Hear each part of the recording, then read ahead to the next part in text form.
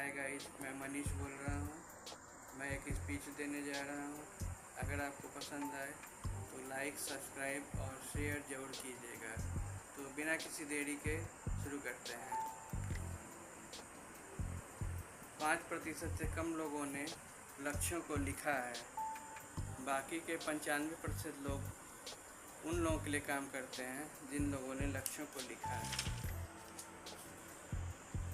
हमें अपने नज़रिए को बदलने की ज़रूरत है। हमें 95% से निकल कर 5% वाले लोगों के बीच में आना है। इसके लिए हमारी सोच कैसी होनी चाहिए? हमारी सोच पॉजिटिव होनी चाहिए। क्यों? क्योंकि किसी की अच्छाई देखने से खुद की किस्मत भी अच्छी होती है। किसी की कमी देखने से ऐसा नहीं होता।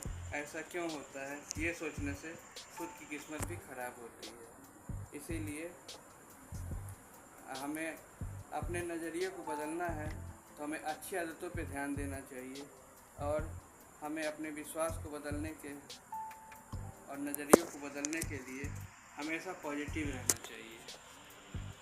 नकारात्मक नज़रिए से हमें बचना चाहिए। नज़रिया बदलेगा तो हम बदलेंगे। यथा दृष्टि तथा सृष्टि कहा भी गया है। जैसा हम देखते हैं वैसी ही यह दुनिया हमारे लिए होती है। कहा जाता है जैसा सोचोगे वैसा ही यह दुनिया हमारे साथ एक्ट करेगी। इसलिए इनपुट को ही बदल दो, आउटपुट को बदला नहीं जा सकता है। क्योंकि आउटपुट बाहरी दुनिया है। बाहर की दुनिया को हम कितना भी कोशिश करें नहीं बदल सकते, लेकिन हम अपने अंदर की दुनिया को तो बदल सकते हैं। इनपुट को तो बदल सकते हैं। न गलत देखो, न गलत सोचो, अच्छा देखो, अच्छा सुनो, अच्छी सोच आएगी। अच्छा देखना, अच्छा सुनना, ऐसा अच्छी सोच आएगी। ऐसा करने से आप कुछ अच्छा बोल सको। हमारे स्वभाव में परिवर्तन आ जाता है। हम पॉजिटिव चीज़ों के तरफ अट्रैक्ट होते हैं। पॉजिटिव चीज़ें हमारी तरफ अट्रैक्ट होती हैं और हमारे साथ सब कुछ अच्छा होने लगता है। हम सबके साथ अच्छा व्यवहार कर पाते हैं और हमें अच्छे से काम करने की आदत हो जाती है। तो हमें अपना काम अच्छे से करना चाहिए, 100% इफ़र्ट डाल करके। हम अपनी समझ को कैसे बढ़ाएं? सबसे पहले हम अपने खुद की बॉडी को अच्छे से समझ लें, खुद की माइंड को अच्छे से समझ लें। जब अपनी बॉडी और अपने माइंड को समझ लेते हैं तो हमारे फीलिंग्स, हमारे इमोशंस हमारे समझ में आती है। फिर दुनिया को समझना हमारे लिए ज़्यादा मुश्किल नहीं होता। दूसरी चीज़ कि हमें लाइफ के एक्सपीरियंस से सीखना और समझना होगा। हमें समझ करके अपने आप को फाइनेंशियल स्टेबल करना होगा, क्योंकि जीवन जीने के लिए हमें वेल्थ की ज़रूरत होगी और हेल्थ के बाद दूसरा नंबर वेल्थ का ही आता है। हम स्वस्थ रहेंगे, हमारा तन मन स्वस्थ रहेगा, तभी तो हम स्वस्थ समाज को बनाएंगे और अच्छे धन उपार्जन कर सकेंगे। इसके लिए हमें सीखना चाहिए हर चीज़ से। हर जगह हमें विद्यार्थी की तरह रहना चाहिए। जैसे विद्यार्थी स्टूडेंट शिक्षा ग्रहण करते हैं, वैसे हमें ज़िंदगी भर कुछ न कुछ अच्छी चीज़ें सीखते रहना चाहिए। हमें बच्चों को सिखाना है, खुद भी सीखना है।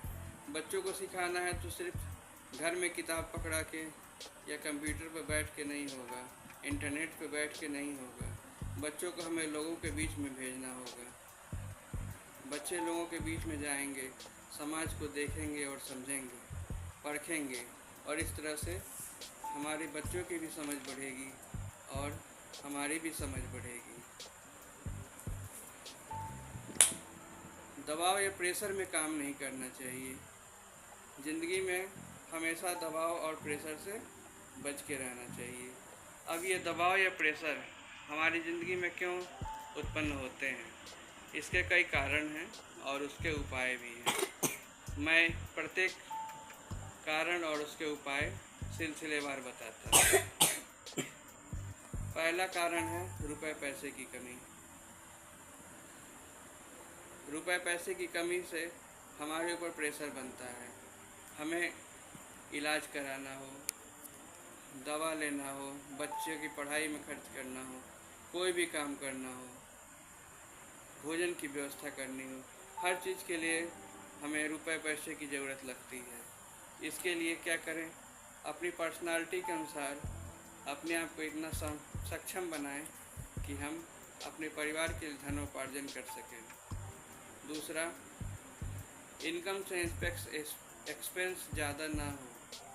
अगर इनकम से एक्सपेंस ज़्यादा होगा तो हमारे ऊपर दबाव, प्रेशर बढ़ेगा।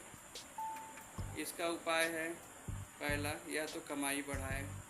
दूसरा कि जितनी कमाई है उसमें जो हमारा इनकम है उससे हम खर्च को कम रखें और कुछ हम इनकम का 10% अपने ज़रूरत के समय के लिए बचा कर रखें।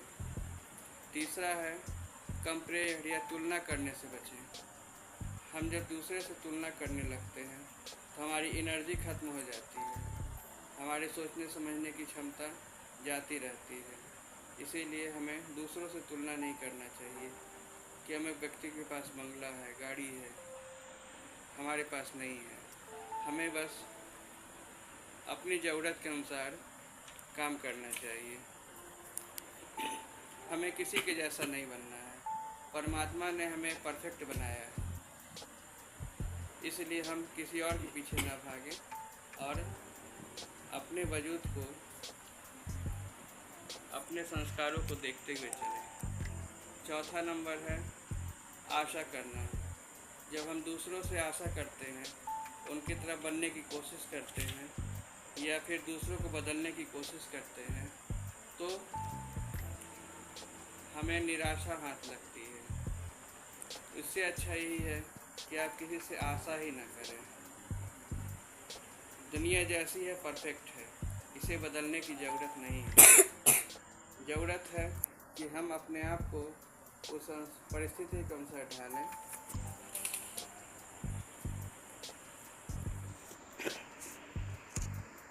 और जिन्हें हम बदलना चाहते हैं उन्हें वैसे ही छोड़ दें, क्योंकि अगर वे बदल भी जाएंगे तब भी हम हारेंगे। तो बेहतर तरीका ये है कि हम किसी से आशा न करें और अपने कर्मों पे, अपनी मेहनत पे भरोसा करके आगे बढ़ें।